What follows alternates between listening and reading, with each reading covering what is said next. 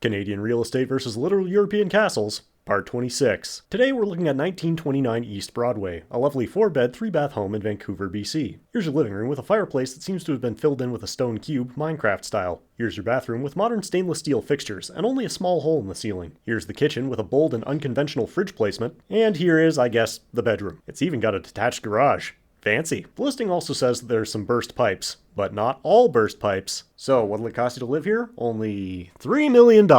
That's fair. Now, I know there's already people in the comments section ready to say, this is a development property. It's priced for development.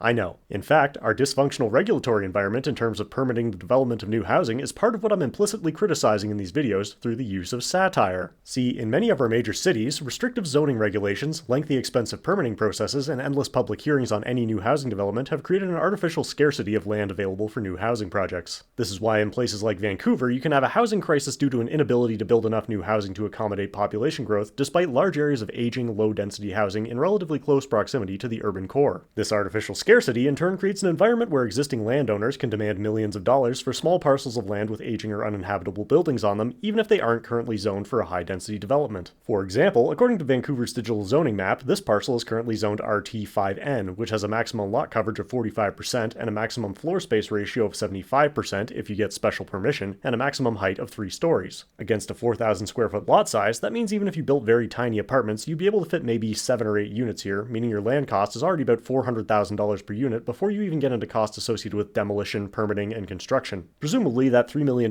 price tag is based on potential future upzoning which hasn't yet taken place. As a result of this expensive and time-consuming development process, developers can really only turn a profit by producing expensive luxury properties that sell at a premium price, rather than, say, the sturdy, economical apartment buildings that we saw in the 70s and 80s. So, all of these things taken together contribute to an environment where it's prohibitively expensive and complex to build new housing, which ultimately increases the cost of housing for everyone. And that's what I'm making fun of here. And it's a real shame to have to break character and explain all this in the middle of a comedy video, but here we are.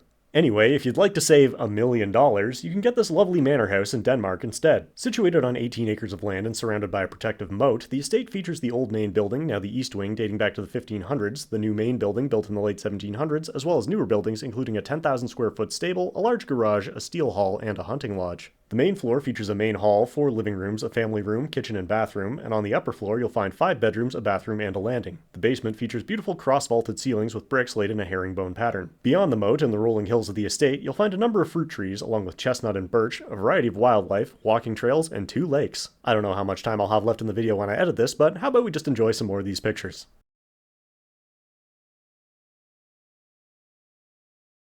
So, what's your pick? The house in Vancouver or the manor in Denmark? Let me know in the comments.